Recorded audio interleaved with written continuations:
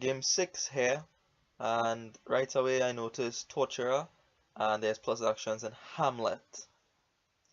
There's also Quarry, directly above the Hamlets, which reduces the price of action cards by 2, so that is important. And there are 3 piles of green cards on the board: Gardens, Great Hall, and Vineyard. Vineyard I think is the most important of the lot, given that there's Quarry on board with a source of plus buy, which is also Hamlet. So Hamlet looks like a very important pile this game, giving you your plus actions and plus buy. So I open with the Quarry here with that in mind, with the Vineyards pile in mind. I think Vineyards is the most significant of the 3 victory cards mentioned there. Provinces will probably be worth still more than Vineyards, but Vineyards can easily go up to 4, 5, 6 on this board.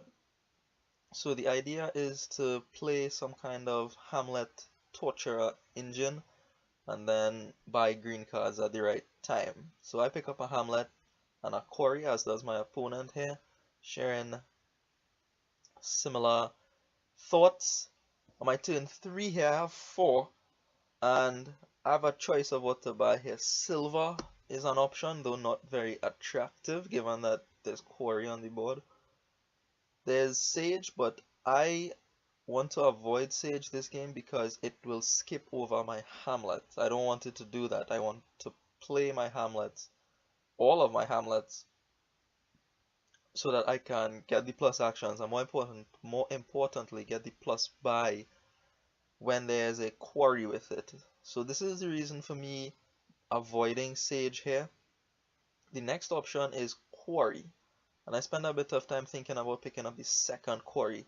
I eventually decide it's good and go for it.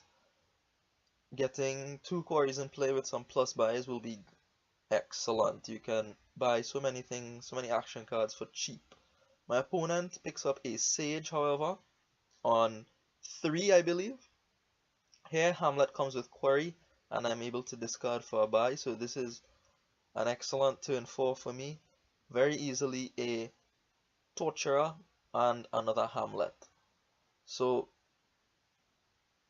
I was just taking some time here, just considering what about Rogue, is Rogue a factor, but I want to get the Torturer and the Hamlet. The attack is decent, and the draw really is what you want it for. Here my opponent has a similar turn, and will pick up a Hamlet and a Torturer just as I did. So here, on 4 with a Quarry in play, I can buy any action card on the board and opt for another Torturer here. My opponent plays their Sage, but has their Hamlet in hand, discards, and picks up, and has a Quarry with 3, so they can go for another Torturer Hamlet play there, which is good for them. My Torturer is played dead here, and I have 5 even without the Quarry, so in this hand the Quarry is completely irrelevant. So on 5 here, I believe I actually buy a second potion instead of another Torturer. Or at least I'm considering picking up the second potion. I'm trying to time the second potion in such a way that when I buy it, my opponent will probably buy it right after me. So I want to buy it at the end of a shuffle and have my opponent buy it at the beginning of our shuffle. So this is something I'm considering. So I realize my opponent is at the end of our shuffle, so I don't buy the potion there. I just pick up a Hamlet, again an important card in this game. Hamlet followed by Torturer for my opponent, and I discard at this point. Sage picks up a Quarry, which is fine. So again, another good turn for my opponent here, getting the plus buy with Quarry in play, picking up another Torturer and another Hamlet. And my hand is looking not so great at this point. Hamlet draws Hamlet, and the other Hamlet draws another Hamlet. So I have 2 Torturers in the back that will be dead. I believe these are all my Hamlets, so this is not a happy sight. There's no point discarding for a buy here or an action, so I just keep the money. And on 3, again I can go for Sage, but I'm avoiding it for reasons previously mentioned, and I think Hamlet is better anyway. So I have 4 Hamlets now, as does my opponent. They have the extra Torturer, while I have the extra Quarry. And here my opponent cleans out the Hamlets with that plus buy from one of their Hamlets. So the Hamlet split has been lost. I only have 4 of them. My opponent has 6 of them. So that is tough. It is difficult to play against that. So here I have 4, and I could go for Torture, and I probably should have gone for a Torturer before this potion, but I choose the potion seeing that is at the end of my shuffle and it is at the beginning of my opponent's shuffle. So I will hopefully be a turn ahead on buying vineyards, if that makes sense. So here I get attacked by Torturer once, choosing to discard there, not too difficult of a decision. My opponent picks up the potion now, also going for vineyards. This is what usually happens. When one person buys a potion, the other person immediately buys a potion. Here I'm happy to see my Torturer. I was dreading another turn where I just drew Hamlets and had no actions left for my Torturers in the back. Here I draw the Quarry with the Torturer, but I couldn't know that I was going to draw that Quarry. Otherwise I would have discarded for a buy with the Hamlet. So here I hold back from playing the Quarry because I just want to pick up a Great Hall. I'm trying to make the game a little bit shorter here, just trying to quickly buy out the Great Halls and the Vineyards, because my opponent has more of the Hamlets, so if I give him enough time, he can just put more Torturers in his deck and actually draw through the entirety of his deck, get enough plus buys, and just win very handsomely.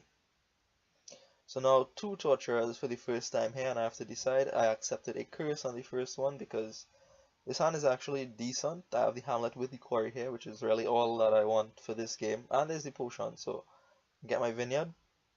I opted discard the second time, and my opponent has potion with Quarry and a copper. So they go for a Vineyard, obviously, and another Sage. So still I am questioning the strength of Sage. I don't pick up one for the entire game, I believe, until maybe the very end when I just want an action card to help my vineyards grow. So here I have 2 potion, but one of the money is a Quarry, so vineyard is obvious. And again, I can choose the Sage, but I pick up the Great Hall instead. I think the Great Hall is just better at this point. I may or may not be correct there. So here, this is another good hand, so I'll take the curse first from this Torturer. And then from the second Torturer, I gain another curse here. If a third one is played, I'll probably discard the 2 curses. But there is no third one. Instead, 5 and 2 buys from my opponent with the Quarry there, getting another Torturer and a Sage. So my opponent has 4 Torturers to my 2, so I am going to be under some duress here very shortly. My opponent has not picked up any curses, so the deck is as thin as it could be, really. This is a good turn for me. I'm able to play both my Torturers and make my opponent take a curse, and discard for a buy for each Hamlet. So I have maximum number of buys I could have gotten, 4, and 2 Quarries here now. So I have quite a bit of options. Vineyard is obvious. I pick up 2 Great Halls here because they are free, much like peddlers are.